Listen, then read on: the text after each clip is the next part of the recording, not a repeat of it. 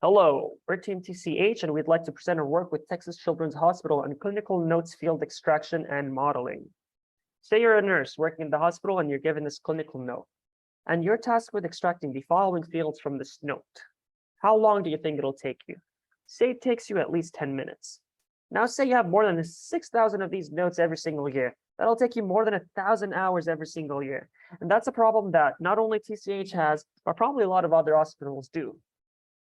So that's why we're proposing using a natural language processing algorithm to automate the extraction of those fields so that we can expedite the process by which it's imported into PC4 and an international research database. So our objectives are to ultimately develop this model and even use these extracted fields to predict ICU duration for future patients, which is very helpful for logistical planning reasons for the ICU. Let's talk a little bit about what steps we took in order to pre-process our data to allow it to be trainable on our model. First and foremost, let's get some background in there. We have two big pieces of data. We have the clinical notes for patients, and then we also have the hand-extracted fields from nurses for these patients. The question now becomes, how do we notate these clinical notes for training with our model? What we want is a dictionary in this sort of form, where each entity we find the start and stop indices within a string and what exact field it corresponds to. For example, you can look here, we have John, begins at 0, ends at index 4, and it is a name entity. Now, how we did this exactly is that, well, we have three types of features. We have numericals, booleans, and conditions. The main idea behind all of them was just using regex matching with some caveats. Numericals, he found the exact value. For syndromes, we looked at the most unique word for better matching. And for the booleans, since we can't find a true or false, we just looked for the word that corresponded to most, like antenatal or premature. Alex is here now to talk about the results. Here are two graphs showing the performance of our regex-based label mapping algorithm on each of the different label categories. On the left table, we have the total number of unique labels, side by side with the number of those unique labels, where we found at least one match in the corresponding patient's clinical notes. As you can see, performance is similar across most of the categories, except for syndromes.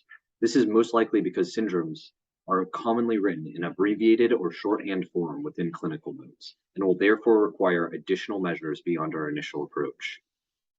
The table on the right shows the total number of mappings found for each category within the clinical text.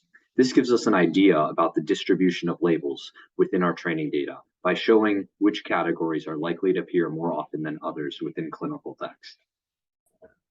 The next step of our data science pipeline is modeling and extraction, which we accomplish with a natural language processing framework known as SPACY. In order to train our SPACY model, we used a pre-labeled toy dataset called N2C2 that contained 521 clinical notes from heart disease patients, all de-identified and anonymized. Our SPACY model has two components. First, the tokenizer takes these clinical notes and separates them into chunks or tokens.